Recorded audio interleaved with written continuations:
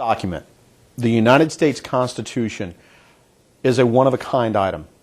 There is no other document on the planet that carries as much weight or gives as much power to the ruled to rule over themselves.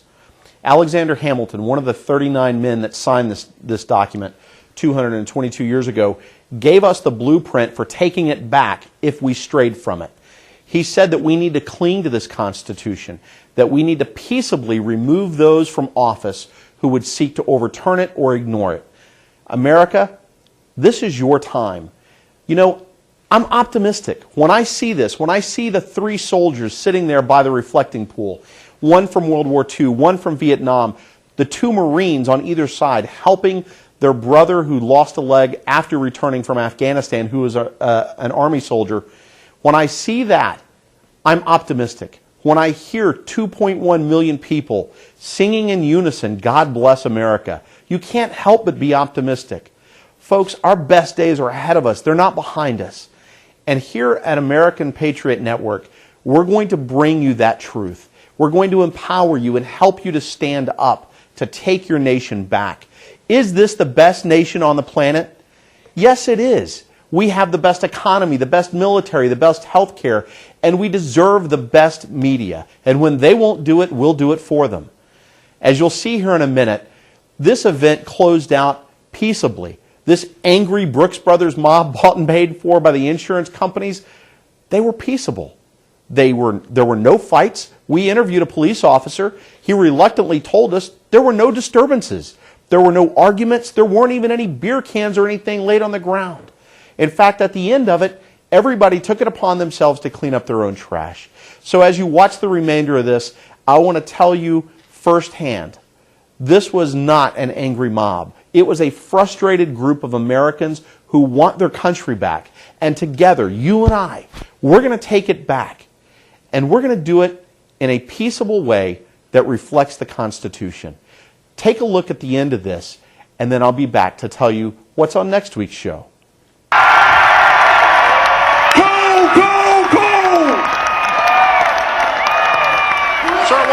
Miners here today. We're here to try to protect our jobs from the cap and trade tax. If that tax goes through, if cap and trade bill goes through and gets signed into law, what's that going to do to the mining industry in this country? It will destroy the mining industry. It will take away a lot of jobs and a lot of suppliers.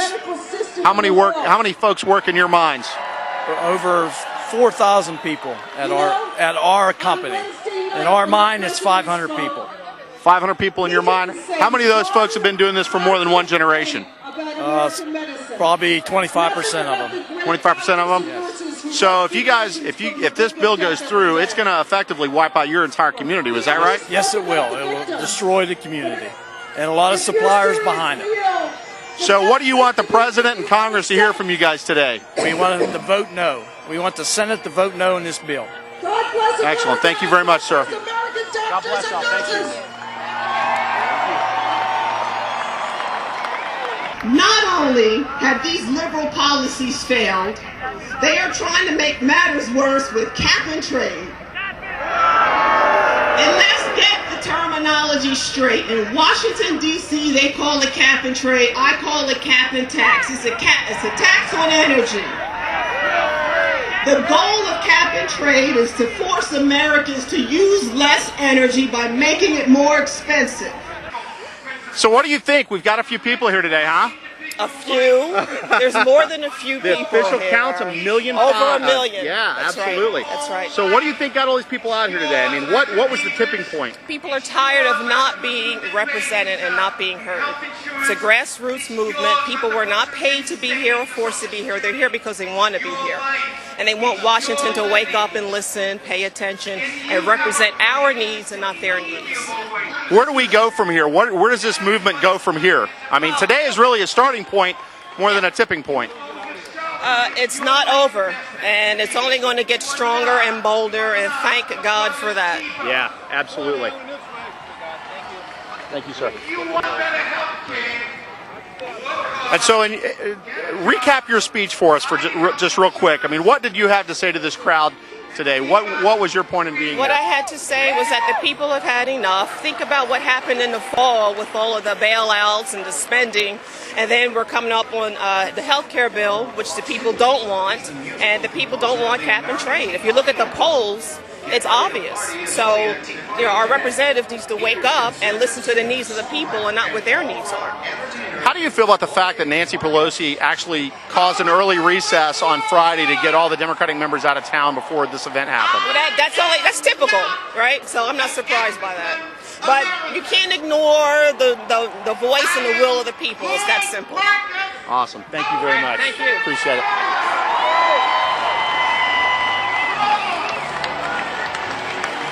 Well, the event is over here on 9/12 Rally, and the final estimate from the Park Police was 2.1 million people attending. There were no acts of violence. They cleaned up their own trash. They had a great time. They were here for 4 hours, and a few media outlets showed up. A lot of them got the numbers wrong. A few of them actually reported 1.5. That was the original count by the Park Police.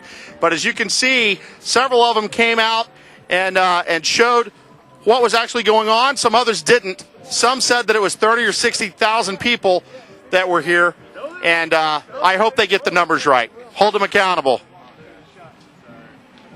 You guys are here from California? What brought y'all here to Washington, D.C. from California? We want to take our country back. Did you drive here? We flew. You flew here. How many people came with you on this trip? It's just two of us. The two patriots coming from California. We were the organizers for the Brentwood Tea Party in California, and so we have a lot of support behind us, but we can't all afford to fly to Washington, D.C. Well, it's a pretty big sacrifice to come all the way across country for an event like this. How do you think it went? I think it was great. I can't wait to see what the numbers end up being, and we're excited to be here, and we're excited to see what God can do in our country. That's awesome. What do you think is gonna take before Congress actually listens to this? Throw the bums out! Throw them all out! There you go.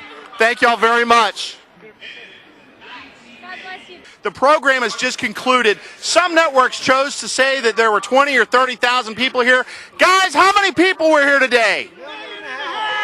That's right, 1.5 million real Americans letting their voices be heard, and hopefully the people that are in that building back there and all these office buildings around us are paying attention, because America is a little upset that they haven't been listening to the voice of the American people. And folks, that's exactly what this show is about, to provide a voice to these folks, the voice that the mainstream media will not give them. President Obama, I hope you're paying attention. Your bosses are speaking, and your performance review is not very good, sir. So, folks, let me tell you something. This show every single week is going to bring the voice of this movement straight to your laptop or desktop. Tune in, pay attention, vote, and let your voice be heard. God bless you, America. Thank you for tuning in to Real Americans on America's Town Hall.